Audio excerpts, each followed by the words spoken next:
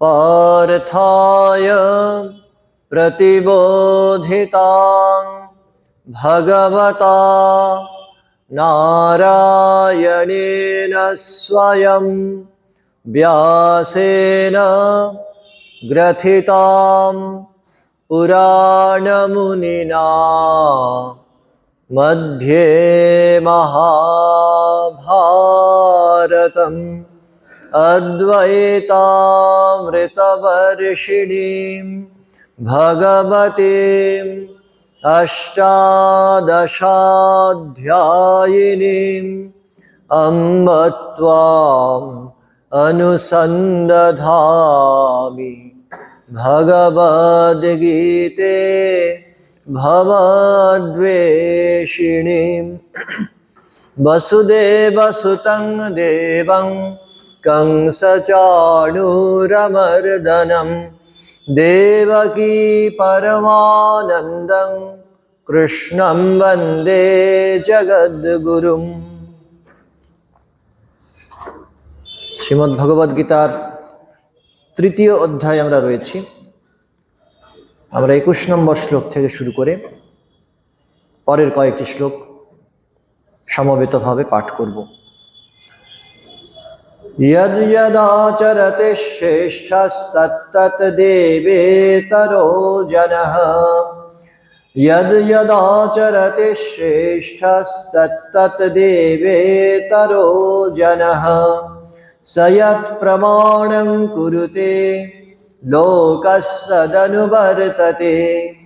स यत्प्रमाणं कुरुते लोकस्तदनुवर्तते यद यदाचरते श्रेष्ठस्तत्तत् देवेतरो जनः स यत्प्रमाणं कुरुते लोकस्तदनुवर्तते न मे पार्थास्ति कर्तव्यं त्रिषु लोकेषु किञ्चन न मे पार्थास्ति कर्तव्यं त्रिषु लोकेषु किञ्चन नानवाप्तमवाप्तव्यं वर्त एव च कर्मणि नानवाप्तम् अवाप्तव्यं वर्त एव च कर्मणि न मे पार्थास्ति कर्तव्यं त्रिषु लोकेषु किञ्चन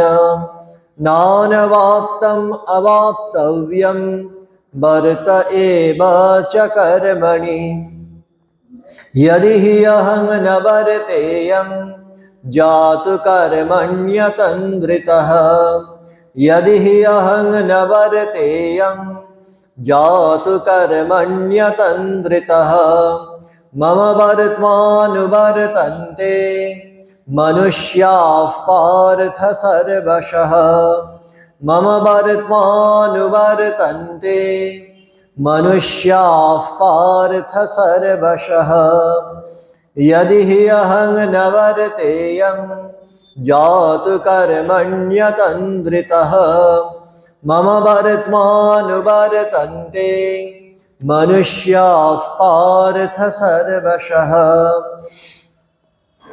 उत्सीदेयुरिमे लोका न कुर्यां कर्म चेदहम् उत्सीदेयुरिमे लोका न कुर्यां कर्म चेदहम् शङ्करस्य च कर्ता स्याम् उपहन्यामि माः प्रजाः शङ्करस्य च कर्ता स्याम् उपहन्यामि माः प्रजाः उत्सीदेयुरिमे लोका न कुर्यां कर्म चेदहम् शङ्करस्य च कर्ता स्याम् उपहन्यामि माः प्रजाः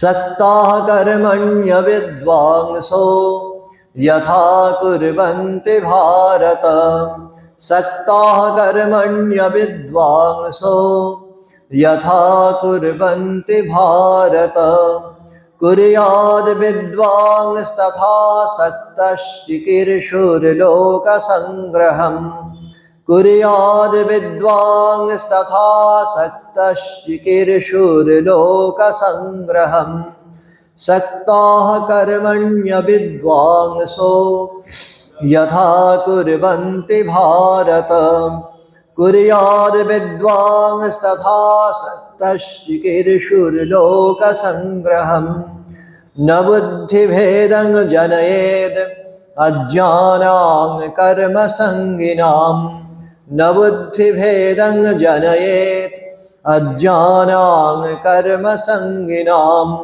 जोषयेत् सर्वकर्माणि विद्वान् युक्तः समाचरन् जोषयेत् सर्वकर्माणि विद्वान् युक्तः समाचरन् न बुद्धिभेदं जनयेत् अज्ञानां कर्मसङ्गिनाम् जोषयेत् सर्वकर्माणि विद्वान् युक्तः समाचरन्।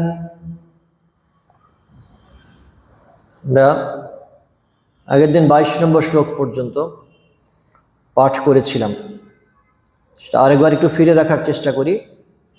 21-22 এই দুখানা শ্লোকে অর্জুন তার যে মনস্তাত্ত্বিক সংকট, এইটার প্রতিষেধক হিসাবে ভগবান একটা যুক্তি উপস্থাপন করছেন। এর আগে বলেছেন যে কাজ তোমাকে করতে হবে, কোনোভাবে তোমার শাস্ত্র নির্দিষ্ট বিধি নির্দিষ্ট যে কর্তব্য সেটা তুমি কোনোভাবে পরিহার করতে পারো না। আর সাধারণ মানুষ যদি ওইরকম কাজকর্ম ছেড়ে দেয় আর যদি তার শুধু নিজের কথা চিন্তা করে, তাহলেও সে ঠিক পথে চলছে না। শরীরে আসক্ত হয়ে পড়ে থাকা, এটা কোনোভাবে কোনো কাজের কথা হতে পারে না। আর শরীর চালানোর জন্যেও তোমাকে কাজ করতে হবে। লৌকিক দৃষ্টিকোণ থেকে এই যুক্তিগুলো উপস্থাপন করা হয়েছে। তারপরে ভগবান বলছেন তস্মাদ আসক্ত সততং কার্যং কর্ম সমাচার। এবার দর্শনের কথা হচ্ছে এই কাজগুলো তো করতেই হবে, সুতরাং কাজে যাতে আবার কোনোভাবে কোনো বন্ধন না এসে পড়ে সেদিকেও খেয়াল রাখা প্রয়োজন। জ্ঞানের ভাবটাও, জ্ঞানের আলোটাও জ্বালিয়ে রাখা প্রয়োজন কাজ করতে গিয়ে। এরপরে বলছেন কর্মণৈব হি সংসিদ্ধিম আস্থিতা জনকাদয়ঃ। এই কাজের পথ কর্মমার্গ, এটা অবলম্বন করেই জনকের মতো ঋষিরা তারা পর্যন্ত সিদ্ধি লাভ করেছেন, তারা পারফেকশনের জায়গায় গিয়ে পৌঁছেছেন। সুতরাং লোকসংগ্রহমে বাপি সম্পশ্যন কর্তুমর্হসি। সুতরাং সাধারণ মানুষের কল্যাণের কথা চিন্তা করেও তোমার কাজ করা উচিত। যে কাজ তুমি হাতে নিয়েছো, যুদ্ধে রণাঙ্গনে তুমি এসেছো, সেই জায়গায় তার অনুসারী কাজ করা উচিত, ক্ষাত্র ধর্মের অনুশীলন করা উচিত। তারপরে বলছেন যদ যদ আচরতি শ্রেষ্ঠস্তত্তৎ দেবে তরো জনঃ সয়ৎ প্রমাণং কুরুতে লোকস্তদ অনুবর্ততে। যে সাধারণ মানুষ তো এদেরই অনুসরণ করবে। মহাজ্ঞানী মহাজন যে পথে করে গমন হয়েছেন প্রাতঃস্মরণীয়, তাদেরই পদাঙ্ক সাধারণ মানুষ অনুসরণ করবে। সুতরাং যারা সমাজে অগ্রণীর ভূমিকা পালন করছেন, লিডারশিপ যারা দিচ্ছেন, সেটা দার্শনিক দিক থেকে হোক, কাজের ক্ষেত্রেই হোক, তাদের খুব সতর্ক থাকা প্রয়োজন। কেননা সবাই তাদের দিকে তাকিয়ে আছে, তাদের আচরণকে মান্যতা দিচ্ছে এবং নিজের জীবনে তার প্রতিফলন ঘটানোর চেষ্টা করছে। আমরা ধর্মরাজ যুধিষ্ঠিরের সঙ্গে বকরূপী ধর্মের যে সংলাপ মহাভারতে, সেটি নিশ্চয়ই স্মরণ করতে পারব। এবং সেখানে আমরা দেখতে পাচ্ছি যে বক ধার্মিক যুধিষ্ঠিরকে প্রশ্ন করছেন পথ কি, কফ পন্থাহ। তো উত্তরে ধর্মরাজ যুধিষ্ঠির যে উত্তর দিয়েছিলেন, আমাদের হাজার হাজার বছর ধরে এই একটি শ্লোক আমাদের কাছে মার্গদর্শন করিয়েছে, আমাদের জীবন দর্শনকে নিয়ন্ত্রিত করেছে। বলছেন শ্রুতয়ো বিভিন্নাহ স্মৃতয়ো বিভিন্নাহ। শ্রুতি স্মৃতি সবই বিভিন্ন বিভিন্ন বিভিন্ন পথের কথা বলছে। তারপর বলছেন একজন মুনিও নেই যার মত স্বতন্ত্র নয়, আলাদা নয়। নৈক মুনির যস্য মতং ভিন্নম। স্বামীজি যেমন বলছেন, লেট সেক্স মাল্টিপ্লাই। খুব খুশি হব যদি প্রত্যেকে নিজের মতো করে পথ নির্বাচন করতে পারে। শ্রীরামকৃষ্ণের সন্তান হবেন আইদার অরিজিনাল অর নাথিং, হয় তিনি সম্পূর্ণ মৌলিক হবেন আর নয়তো কিছুই না। মৌলিক কি করে হবেন? জোর করে মৌলিকত্ব আনতেও হবে না। আমাদের ভেতরে যেহেতু সংস্কারগুলো রয়েছে এক একজনের এক এক রকম। আসলে একজন মজা করে বলছিলেন, জগতে এত লোককে দেখতে পাচ্ছি, কোটি কোটি লোক রয়েছে, কোথাও তো দেখলে না দুজন পুরো আইডেন্টিক্যাল শরীর। যমজ সন্তান পর্যন্ত, দু ভাই হয়তো যমজ ভাই, তাদের পর্যন্ত শারীরিক আকারে কিছু না কিছু প্রভেদ থাকে। তো মনের দিক থেকে ওই রকম, সংস্কারে ওই রকম কিছু না কিছু প্রভেদ থাকবেই। বিধাতার বিচিত্র সৃষ্টি। তো সেইভাবে আমাদের যেহেতু সংস্কারগুলো আলাদা, আগের জন্মে করা কাজের যে গতি প্রকৃতি, সেগুলোই আমাদের সংস্কার রূপে আমাদের চরিত্রে নির্ণায়ক হয়ে দাঁড়ায়। সুতরাং সেই কারণে দুজনের প্রকৃতি কখনো আইডেন্টিক্যাল হয় না। সুতরাং সেই অনুসারেই, সেই সংস্কারের প্রকৃতি অনুসারেই মানুষ নিজের মতো করে একটি স্বতন্ত্র পথ নির্বাচন করবে। কাজে লেট সেক্স মাল্টিপ্লাই স্বামীজি যখন বলেন প্রত্যেকে নিজের মতো করে পথ নির্বাচন করবে, এটা খুব স্বাভাবিক হবে যদি সে আন্তরিক হয়। আন্তরিক হলেই তার পথ সম্পূর্ণভাবে মৌলিক হবে, অন্যের উপরে নির্ভরশীল হবে না। তো এইটা হচ্ছে স্বামীজির দর্শন। এবং আমাদের ধর্মরাজ ধর্মপুত্র যুধিষ্ঠিরের উত্তরেও আমরা তার প্রতিফলন দেখতে পাচ্ছি। একজন মুনিও নেই যার মত স্বতন্ত্র নয়, ধর্মস্য তত্ত্বং নিহিতং গুহায়াম। কিন্তু বাইরের এত প্রভেদ, এত বৈচিত্র্য থাকা সত্ত্বেও জানতে হবে আমাদের অন্তর্জীবনে কিন্তু এই সমস্ত ভাবের সমাপতন ঘটে, এক জায়গায় গিয়ে কনভার্জ করে। কোথায়? সেটা সত্য দর্শনে। যখন সব শেয়ালের একরা, শ্রীরামকৃষ্ণের ভাষায়, সেখানে সব শেয়ালের একরা। যখন ভগবান লাভ হয়ে যাচ্ছে, অনুভূতির যখন চরমতম দেশে গিয়ে পৌঁছচ্ছি অদ্বৈত অনুভবে, তখন এক ভিন্ন দুই দেখছি না। সুতরাং সেখানে কোনো বিভেদ নেই। আর মহাজনও येन গতস্য পন্থাঃ। সুতরাং পথ কোনটাকে নির্বাচন করব?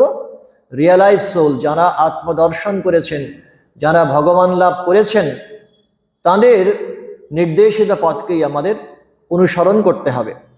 সুতরাং এটা ছিল ধর্মপুত্র যুধিষ্ঠিরের উত্তর। এবং আমরা দেখতে পাচ্ছি যে এই ভগবানের এই যে 21 নম্বর শ্লোক, এই 3য় অধ্যায়ের, সেখানেও সেই একই বাক্যের পুনরুচ্চারণ আছে যে সয়ৎ প্রমাণং কুরুতে লোকস্তদ অনুবর্ততে।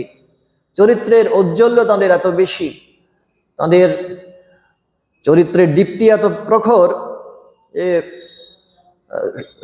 সূর্যকে যেমন আলাদা করে চিনিয়ে দিতে হয় না, তেমনিভাবে এদের দেখলে আমরা বুঝতে পারি এই হচ্ছে জ্যোতির্ময় পুরুষ। এবং স্বাভাবিকভাবে সমাজ, স্বামীজি যেমন বলেছিলেন, সমাজ অন্ধের মতো তাকে অনুসরণ করবে, কুকুরের মতো অনুসরণ করবে। তেমনিভাবে এদেরও সবাই দেখে, অনুপ্রাণিত হয় যে এরা নিশ্চয়ই আলোকপ্রাপ্ত, এরা নিশ্চয়ই ব্যতিক্রমী। সুতরাং লোকস্তাৎ অনুবর্ততে, তারা সাধারণ মানুষ, তাঁদেরই পথ ধরে এগিয়ে যাবার চেষ্টা করে। তারপরে আরো বলছেন, নমে পার্থাস্তি কর্তব্যম ত্রিষু লোকেষু কিঞ্চন নানবাপ্তম অবাপ্তব্যম বর্ত এব চ কর্মণি। সুতরাং বলছেন যে আমার তো এই 3 জগতে, স্বর্গে, মর্তে, পাতালে, কোথাও যে কিছু আমার পাওয়ার আছে এমন তো সম্ভাবনা আমি কিছু দেখছি না। কারণ তিনিই তো সব। অনুভূতির একেবারে শেষ জায়গায় পৌঁছে যখন সাধক অনুভব করেন তিনি সর্বব্যাপী হয়ে আছেন, সর্বভূতে সেই প্রেমময়, সেই তুমি বা আমি দর্শন করেন। তো ভগবান বলছেন যে তিনি তো সর্বত্র চরাচরে ছড়িয়ে আছেন। সুতরাং সেখান থেকে তার নতুন করে পাওয়ার আর কি থাকতে পারে? ঐহিক সুখের কোনো বাসনাও নেই, আর পারমার্থিক কিছু লাভ করারও প্রশ্ন নেই। নানবাপ্তম অবাপ্তব্যম বরত এব চ কর্মণি। ওই যে দৃষ্টান্ত স্থাপন করতে হবে। তিনি জানেন যে তাকে সবাই সামনাসামনি দেখছে, তার অনুসরণ করার চেষ্টা করছে। সুতরাং তিনি যেভাবে নিজের জীবন নিয়ন্ত্রিত করবেন, যেভাবে তিনি লোকের সামনে উপস্থাপিত করবেন, সেটাই সাধারণ মানুষ ধারণ করবে, বহন করবে। এবং সেই কারণে সেই কর্তব্য বুদ্ধির বশে তিনি কাজ করে চলেছেন সম্পূর্ণ অনাসক্তভাবে, কিছু প্রাপ্তি অপ্রাপ্তির অঙ্ক কষে নয়। এটা ছিল আমাদের 22 নম্বর শ্লোক। পরের শ্লোকে আমরা প্রবেশ করছি। यदि हि अहं नवर्तेयं जातु कर्मण्यतन्द्रितः मम वर्त्मानुवर्तन्ते मनुष्याः पार्थ सर्वशः। हे पार्थ, यदि अहं, यदि আমি जातु कदाचित अतन्द्रितः अनलस भावे कर्मणि कर्मे न वर्तेयं प्रवृत्त ना हई मनुष्याः मानवगण मम আমার বর্তমা সর্বশঃ অনুবর্তন্তে, তখন মানুষ আমারই পথ অনুসরণ করবে। হে পার্থ, আমি যদি অনলসভাবে কর্ম না করি তবে মানুষেরা, সাধারণ মানুষ সর্বতোভাবে আমারই জীবন অনুসরণ করবে, কেউই কাজকর্ম কিছুই করবে না, অলসভাবে জীবন কাটাবে। এইটাই হয়ে দাঁড়ায় আমাদের ক্ষেত্রে। আবার অনেক সময় ভুল ব্যাখ্যাও হয়ে যায়। মম বর্তমানুবর্তন্তে মনুষ্যা পার্থ সর্বশঃ। ভগবান শ্রীকৃষ্ণের জীবনে দেখতে পাচ্ছি এত কাজ করেছেন। ভগবান বুদ্ধের জীবনেও তেমনিভাবে ধর্ম সংস্থাপনের জন্য তাকে গোটা ভারত জুড়ে চলে বেড়াতে হয়েছে। শ্রী শঙ্করের জীবনেও তেমনি, রামচন্দ্রের জীবনে তো বটে। প্রত্যেক অবতারের জীবনে আমরা দেখতে পাচ্ছি তারা যে লক্ষ্য নিয়ে অবতরণ করেছিলেন সেইটা পূরণ না হওয়া পর্যন্ত শুধু তারা যে আত্মমগ্ন হয়ে থেকেছেন এমন নয়, তারা ওই ধর্ম সংস্থাপনের জন্যে তাদের শেষ রক্তবিন্দু পর্যন্ত দান করেছেন লোকহিতায়। তো সেই কারণে এই কাজ ছেড়ে দেবার কথা এরা কোথাও বলেননি। ভুল ব্যাখ্যা হয়েছে পরবর্তীকালে। নৈষ্কর্ম্য সিদ্ধি এই একটি দর্শনের প্রতিপাদ্য যারা অনুভব করতে পারেন তাদের কাছে আত্মমুক্তির পরে, জ্ঞান লাভের পরে তাদের আর সত্যি করণীয় কিছু থাকে না।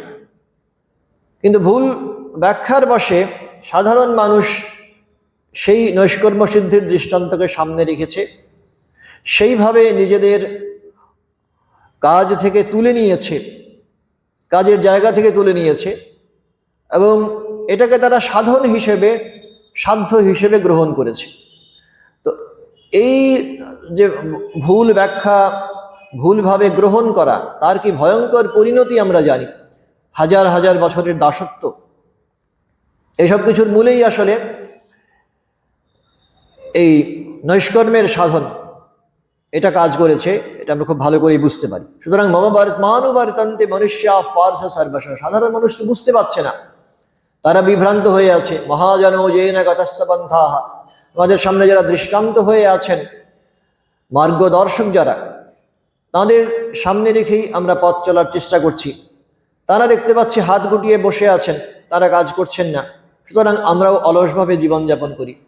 ভাগ্যং ফলতি সর্বত্র নচ বিদ্যা নচ পৌরুষঃ, এই সমস্ত কথাবার্তা চালু হয়েছে ভারতবর্ষে এবং তার পরিণতি আমরা যে বললাম জাতীয় বিপর্যয়।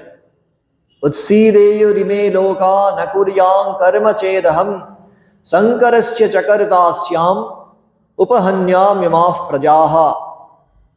বলছেন চেত, যদি অহম, আমি, কর্ম ন কুর্যাম, কর্ম যদি না করি, তাহলে ইমে লোকাহ, এই লোক সকল, উৎসীদেয়হু, উৎসন্ন হয়ে যাবে। আমি শঙ্করস্য, বর্ণ শঙ্করাদির, কর্তাস্যাম, কর্তা হব, চ, এবং ইমাহ প্রজাহ, এই প্রজাগণের, উপহন্যাম, ধ্বংসের কারণ হব। বলছেন যদি আমি কাজে লিপ্ত না হই, লিপ্ত না থাকি, তাহলে গঠনমূলক কর্মের অভাবে এই সকল লোক উৎসন্নে যাবে। ফলে আমি বর্ণসংকর আদি সামাজিক বিপর্যয়ের হেতু হব এবং তার ফলস্বরূপ প্রজাগণের বিনাশের কারণ হব। আর কাজে আমার জন্য যেটা সংস্কার নির্দিষ্ট যে কাজ, সবার আমরা বলছিলাম সংস্কার একরকম নয়, স্বাভাবিক প্রবৃত্তি একরকম নয়। এবং স্বধর্মে নিধরং শ্রেয় পরধর্ম ভয়াবহ, এটি গীতারই অনুশাসন।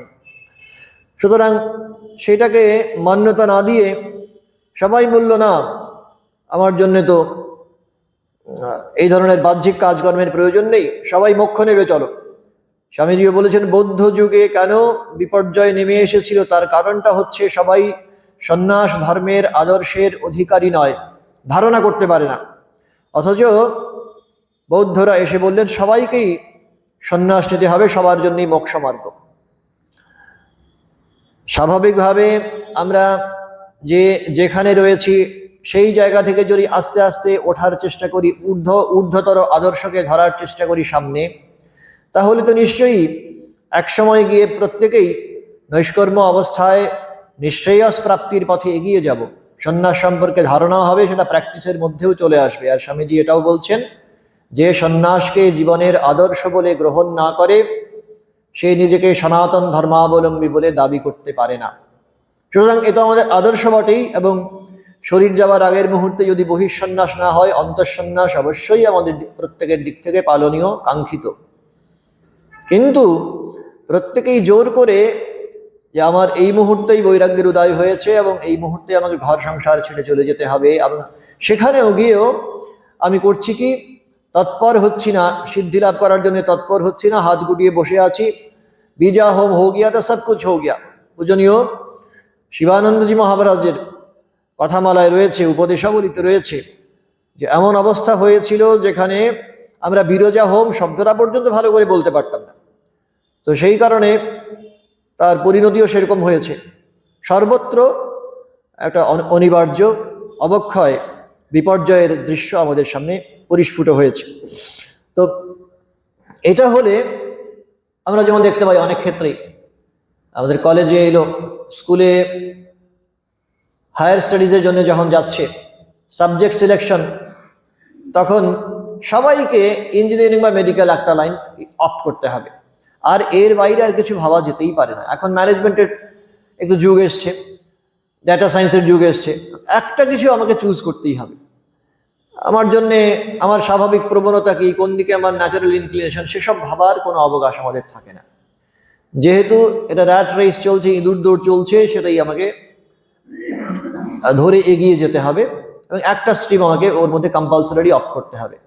তো ফল হয় জ্যাক জন হেনরি সবাইকে এক মাপের কোট পরাতে গিয়ে কারো ক্ষেত্রেই ঠিকঠাক খোপে পড়ে না, খোপে তো ফলে এই একটা বিপদের সম্ভাবনা থাকেই।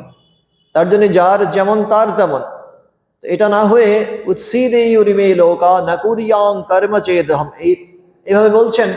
তেমনিভাবে ভগবান নিজেও যদি, তিনি যদি আমার তো সব লাভ হয়ে গেছে, আমার কর্তব্য অকর্তব্য প্রাপ্তব্য অপ্রাপ্তব্য কিছু নেই, নতুন করে আমার পাওয়ার কিছু নেই, আমার করণীয়ও কিছু নেই, আমি সুতরাং হাত গুটিয়ে বসে থাকি, বলতেই পারতেন। এরা মহাপুরুষ যারা এসেছিলেন তারা সত্যি জগতের কথা চিন্তা না করেই তাদের কাল কাটিয়ে দিতে পারতেন। কিন্তু আমরা জানি বুদ্ধের ক্ষেত্রেও যেমন, তার যখন ভরা যৌবন, তার আপাতভাবে সুখে কাল কেটে যাচ্ছে, তখন দিব্যাঙ্গনারা এসেছিলেন। তখন তারা এসে স্বপ্নে এসে দর্শন দিয়ে বলেছিলেন যে কাল কেটে যাচ্ছে, হে দেবতনয়, আপনার জন্যে নির্দিষ্ট যে স্কিম অফ অ্যাকশন, যেভাবে আপনি আপনার লীলাভিনয় করবেন, তার সময় তো চলে যাচ্ছে। জুড়াইতে চাই কোথায় জুড়াই, কোথা হতে আসি কোথা ভেসে যাই। সুতরাং সেই নির্দেশ তাদের কাছে এসে পৌঁছয় এবং তারা কর্মে লিপ্ত হন, লোকহিতায়, সম্পূর্ণভাবে নিজেদের অভিমান পরিত্যাগ করে। তো এটা যদি না হতো, যদি তারা সত্যি ওইভাবে নৈষ্কর্ম সিদ্ধিতেই তদ্গত হয়ে থাকতেন, হাত গুটিয়ে যদি বসে থাকতেন, তাহলে মহাবিপদ হতো। সংসার সমাজ তাদের অনুসরণ করত এবং যার অধিকার নেই সে শাস্ত্র পাঠে লিপ্ত হয়ে যাচ্ছে, যার সেই সংস্কার নেই সে সেনানির কাজ করছে, মিলিটারি হয়েছে, দেশের প্রতিরক্ষা বিভাগে সেবাদান করার জন্য চলে যাচ্ছে, শারীরিক সক্ষমতা নেই। এই ধরনের বিভিন্ন ধরনের বিপর্যয় চলে আসবে। শঙ্করস্য চকর্তাস্যাম উপহন্যামি মাহ প্রজাহ, এই মহাপুরুষই তো, তিনি তো কাজ করছেন না, আমাদের এখানে কাজ করার কি প্রয়োজন। তো ফলে এই বিপর্যয়গুলো নেমে আসবে, তখন বর্ণ সংকট তৈরি হবে, বর্ণ সংকরাদির কর্তা হব, সামাজিক বিপর্যয়ের হেতু হব। কারণ একটা যে লিনিয়েজ তৈরি হয়েছিল তার মধ্যে এই আলস্য এসে গেল, লিনিয়েজটা ভেঙে গেল। যে একজন স্বাভাবিক সংস্কারের বশে তার মধ্যে কাজের প্রবণতা খুব বেশি, তো এখানে তিনি সামনে দেখতে পাচ্ছেন আইডিয়াল হিসেবে যিনি আছেন, আদর্শ হিসেবে যিনি আছেন, তিনি কাজ করছেন না, তিনি বসে আছেন, তিনি শাস্ত্রপাঠ করছেন শুধুমাত্র। সুতরাং আমিও তাকে অনুসরণ করছি, আমিও শাস্ত্রপাঠে মন দিচ্ছি, আমার ভেতরে কিন্তু কাজের সংস্কার প্রবল, সেই বুদ্ধি গজগজ করছে। তো ফলে তখন সেই কাজটাও হবে না এবং সেটা অনর্থক বিপর্যয়ের কারণ হবে, তার ফলস্বরূপ প্রজাগণের বিনাশের কারণ হবে। এটা নিশ্চয়ই অবক্ষয়কে ডেকে আনবে। सक्ताः कर्मण्य विद्वांसो यथा कुर्वन्ति भारत कुर्याद् विद्वांस्तथा सक्तश्चिकीर्षुर्लोक संग्रहम। বলছেন ভারত, হে ভারত, হে অর্জুন, কর্মণি কর্মে सक्ताः আসক্ত হয়ে, অবিদ্বাংসः অজ্ঞানীগণ, যথা যেভাবে, কুর্বন্তি কর্ম করে, বিদ্বান জ্ঞানী আসক্তঃ সন অনাসক্ত হয়ে, লোক সংগ্রহণ, লোক সংগ্রহম লোক কল্যাণ চিকীর্ষু সাধনেচ্ছায়, তথা তেমনি কুরিয়াত কর্ম করবেন।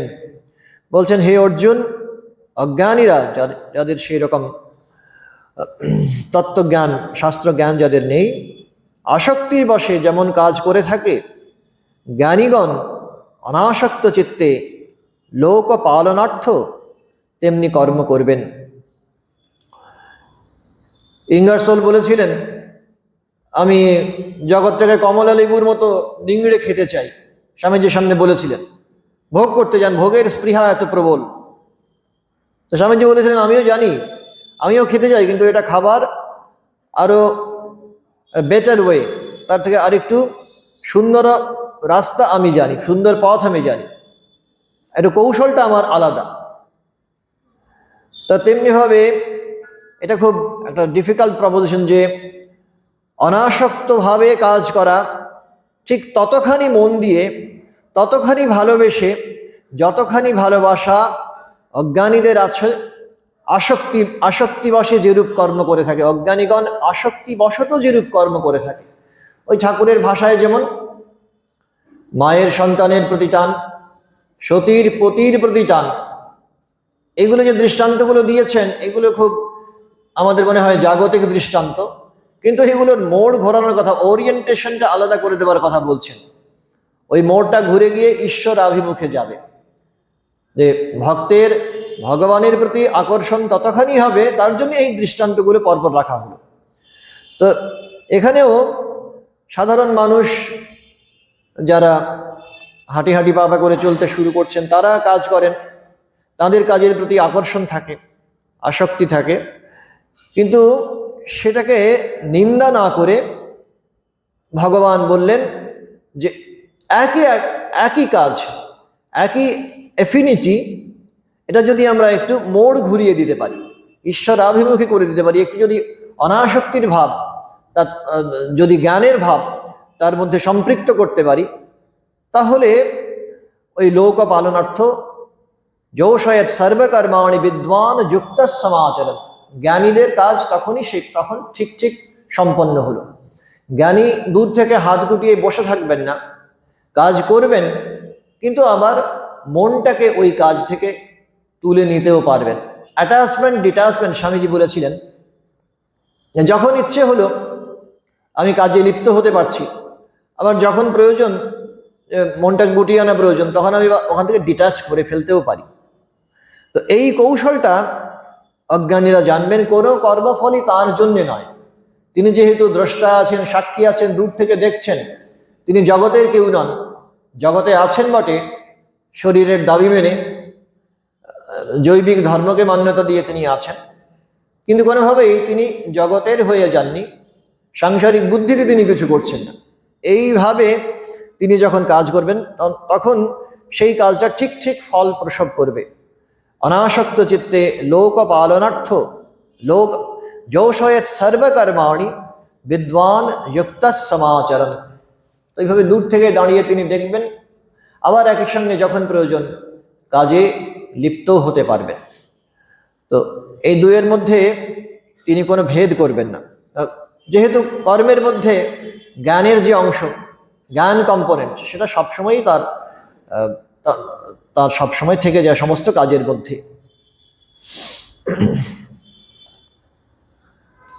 তারপরের অংশগুলোতে আমরা দেখতে পাচ্ছি ভগবান উপস্থাপন করবেন যে এই যে দেখতে পাচ্ছ জগৎ জুড়ে এত যে বৈচিত্র্য, মানুষ বিভিন্ন ধরনের স্বভাবের অধিকারী, সংস্কারের অধিকারী, এবং সেই অনুসারে তারা বিভিন্নভাবে কাজ করছে। এটার নেপথ্যে মূলে আছে 3 গুণের খেলা, সত্য, রজ আর তম। সুতরাং এইসব নন অ্যাটাচমেন্ট, অনাসক্তির ভাব অনুশীলন করার আরেকটা উপায় হচ্ছে যে দূর থেকে দাঁড়িয়ে এটা বিশ্লেষণ করা যে সবটাই তো 3 গুণের অধীন।